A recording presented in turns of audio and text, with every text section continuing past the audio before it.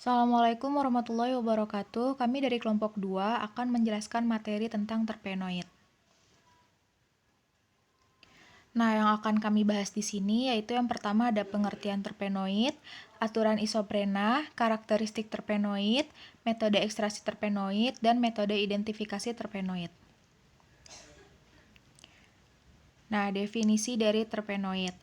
Senyawa terpena merupakan kelompok senyawa organik hidrokarbon yang melimpah yang dihasilkan oleh berbagai jenis tumbuhan dan hewan. Senyawaan ini pada umumnya memberikan bau yang kuat dan dapat melindungi tumbuhan dari herbivora dan predator atau metabolit sekunder. Terpenoid juga merupakan komponen utama dalam minyak atsiri dari beberapa jenis tumbuhan dan bunga. Minyak atsiri digunakan secara luas untuk wangi-wangian parfum dan digunakan dalam pengobatan seperti aromaterapi. Terpenoid juga merupakan senyawa kimia yang terdiri dari beberapa unit isopren. Kebanyakan terpenoid mempunyai struktur siklik dan mempunyai satu gugus fungsi atau lebih. Terpenoid umumnya larut dalam lemak dan terdapat dalam sitoplasma sel tumbuhan. Terpena merupakan komponen utama dalam minyak turpentin.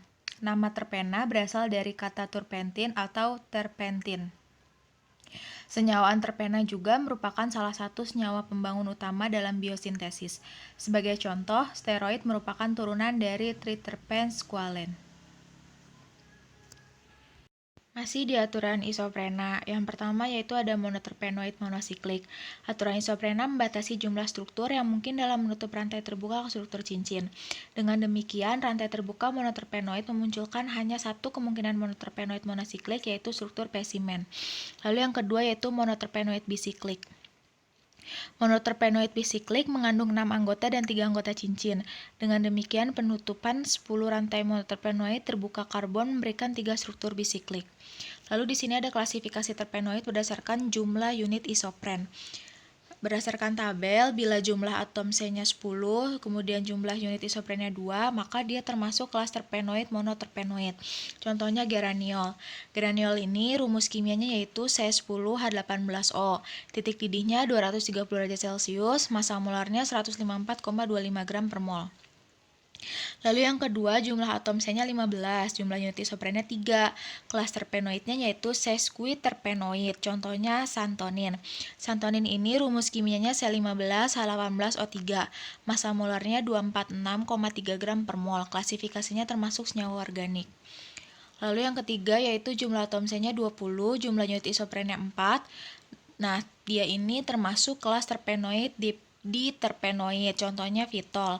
Fitol ini rumus kimianya C20H40O, titik didihnya 204 derajat Celcius, kemudian massa molarnya yaitu 128,1705 gram per mol.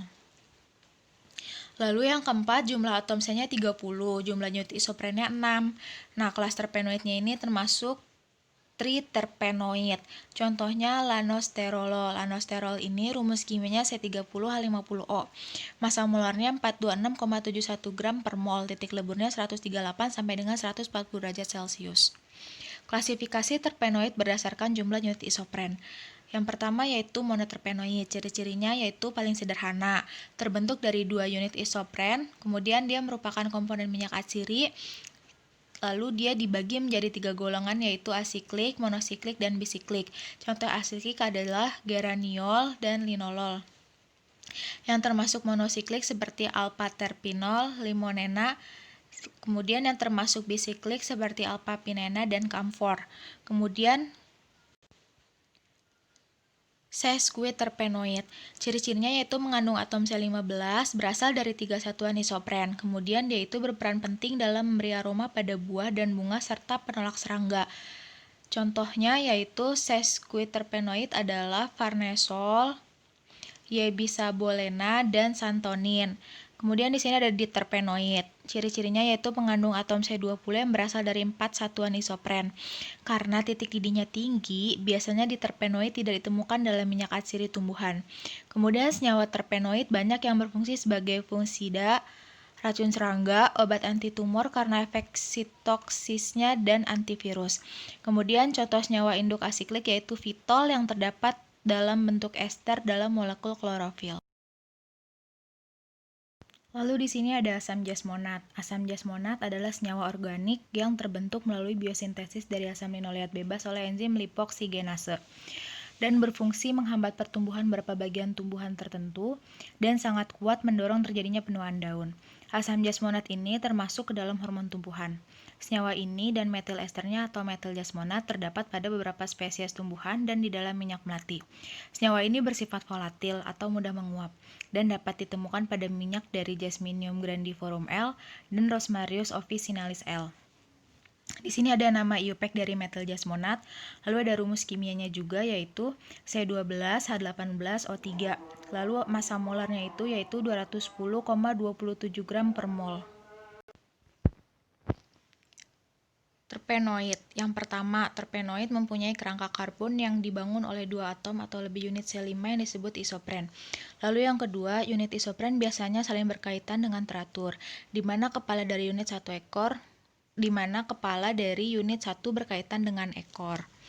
Nah, yang ketiga ini adalah gambar dari unit isopren yang saling berkaitan dengan teratur, di mana kepala dari unit 1 berkaitan dengan ekor.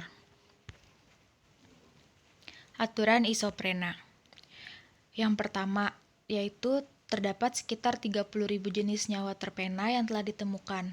Struktur dasar senyawa terpena merupakan residu 2-metilbutana atau lebih tepatnya atau sering disebut sebagai unit isopren atau C5N. Lalu yang kedua, aturan isoprena menyatakan bahwa molekul terpenoid dibangun dari 2 atau lebih unit isopren. Lalu yang ketiga, senyawa terpena disebut juga sebagai isoprenoid. Yang keempat, aturan isoprena khusus menyatakan bahwa molekul terpenoid dibangun dari 2 atau lebih unit isoprena yang bergabung dengan gaya kepala ke ekor. Lalu yang kelima, di alam, senyawa terpena didominasi sebagai gugus hidrokarbon, alkohol, glikosida, eter, aldehida, keton, asam karboksilat, dan esternya. Lalu aturan isoprena hanya dapat digunakan sebagai prinsip pemandu dan bukan sebagai aturan baku. Pembeda antara hemi C5, mono C10, sesqui C15, di C20, sester C25, tri C30, tretaterpen C40, dan politerpen C5N dengan N lebih dari 8 adalah jumlah subunit 2-metilbutane atau isopren.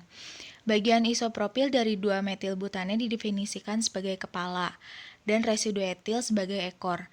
Dalam mono, sesqui, di, dan sesterterpena, unit isoprena dihubungkan satu sama lain dari kepala ke ekor.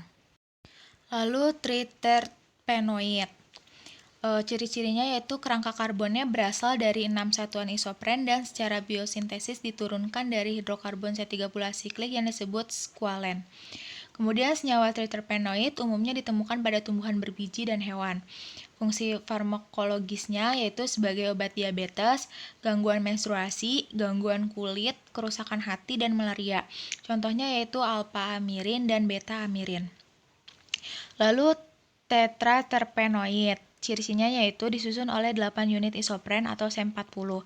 Tetraterpenoid yang paling dikenal adalah karotenoid, contohnya adalah beta-karoten. Karakteristik terpenoid.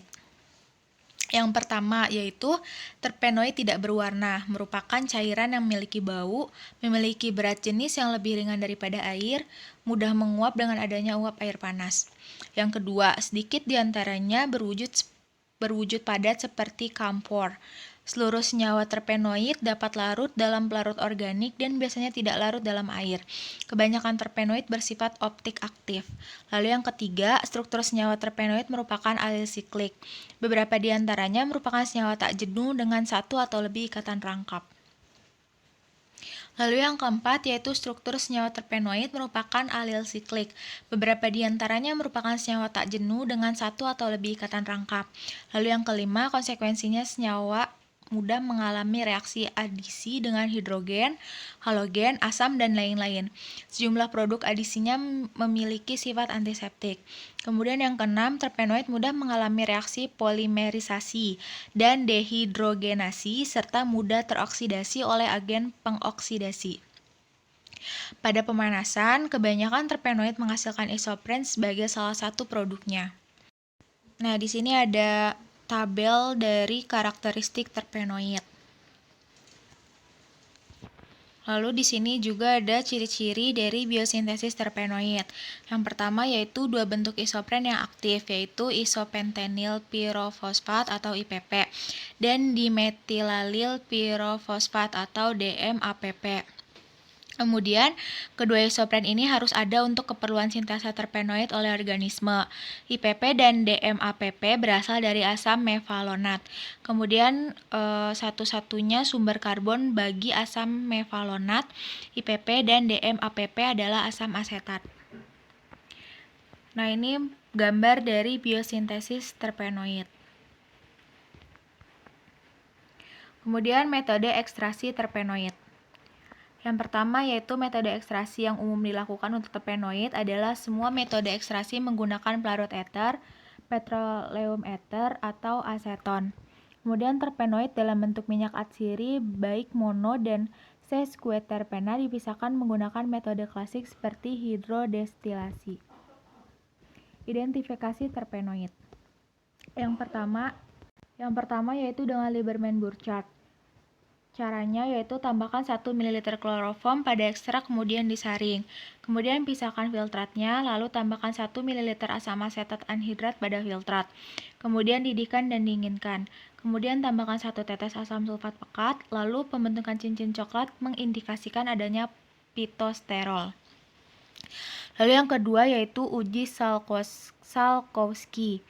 Ekstrak ditambah kloroform kemudian disaring, kemudian pisahkan filtrat dan tambahkan beberapa tetes asam sulfat pekat pada filtrat tersebut.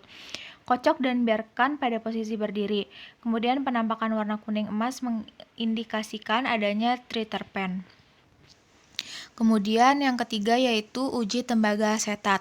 Caranya, ekstrak dilarutkan dalam air, lalu tambahkan 3-4 tetes larutan tembaga asetat, kemudian pembentukan warna hijau emerald mengindikasikan adanya diterpen. Lalu yang keempat, antimon 3 klorida. Untuk mendeteksi terpen, steroid glukosida. Semprot plat dengan larutan jernih dari 25 gram antimon 3 klorida dalam kloroform. Lalu panaskan pada suhu 100 derajat Celcius selama 10 menit. Lakukan pengamatan pada panjang gelombang 360 nm. Lalu yang kelima yaitu Keller-Kiliani, yaitu dengan menguapkan 2 ml sampel dan mencucinya dengan heksana sampai heksana jernih.